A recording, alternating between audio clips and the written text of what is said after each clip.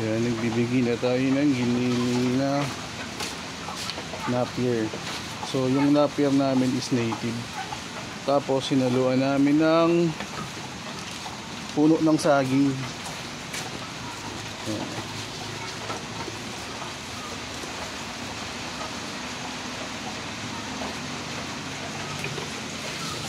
So ayan, kung makikita niyo yung puti-puti, puno yan ng saging.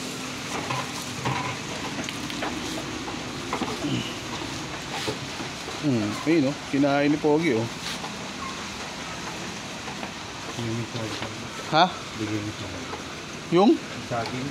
Kaya nga.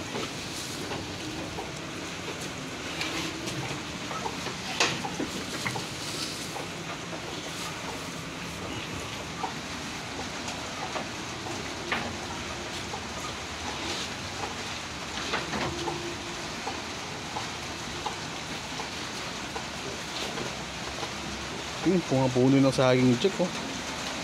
Pwede. Ayan o. Puno ng saging tapos i-grind tapos naluan namin ng damo.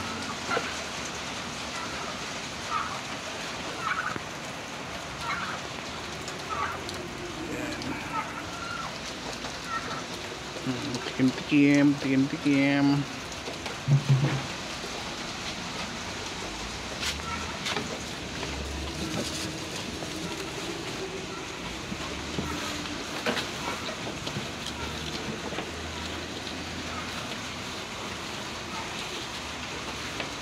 Karami naman tinambak mo dyan.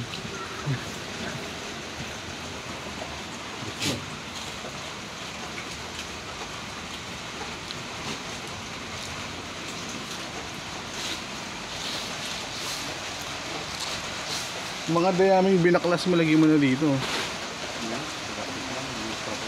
Oo, mamaya ito mo lagay.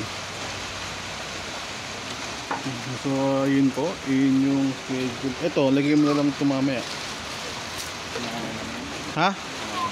Oo, kaya nga, mamaya na lang. So ayan po, yung pakain namin ngayon, yung giniling na napier. So ano siya, technically halos wala siyang tapon.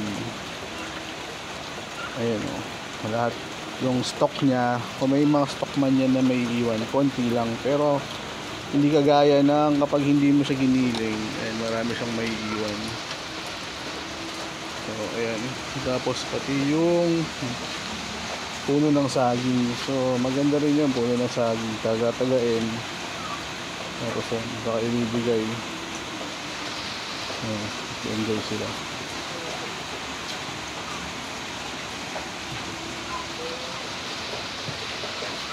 So yun po, ito yung mga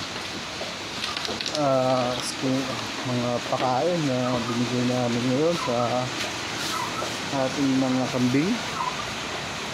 Ayan o, napier, giniling na napier, tapos saging, tapos ayan. So to available to, triplets to.